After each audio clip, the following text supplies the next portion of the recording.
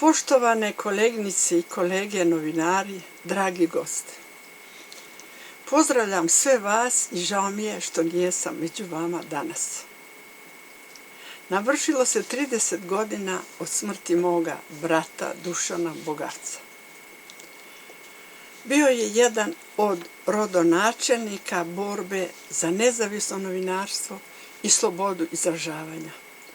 Rano je nestao i njegove koleginice i kolege nisu dopustile da njegovo ime i borba za slobodu štampe u Srbiji padnu u zaborav, osnivajući 1990. godine novinarsku nagradu za etiku i hrabrost Dušan Bogavac.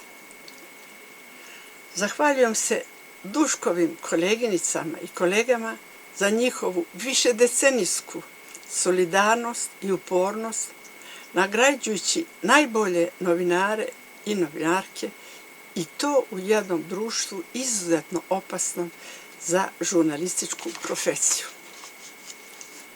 Posebno se zahvaljujem Filipu Mladenoviću, predsjedniku Fondacije Dušan Bogavac, koji je tokom svih 3 decenije bdio nad nagradom za novinarsku etiku i hrabrost i održavao je i u teškim uslovima ratova tokom 90-ih. Naravno, uz svesrdnu podršku NUNS-a i svih dobitnica i dobitnika nagrade.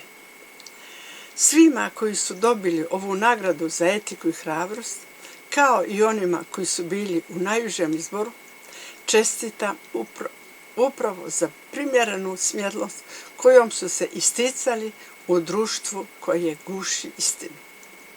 Čestitam dobitnicima nagrade za 2020. godinu, novinarki Jeleni Zorić, snimatelju Aleksandru Crkotiću i redakciji dnevnika Danas, što su svojim osobitim radom zaslužili ovo priznanje.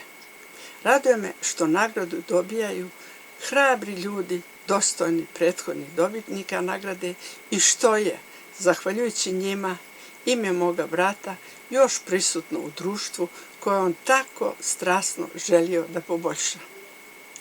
Zahvaljujem se i članovima žirija koji su proteklih 30 godina sa puno umijeća i savjesno birali nagrađene.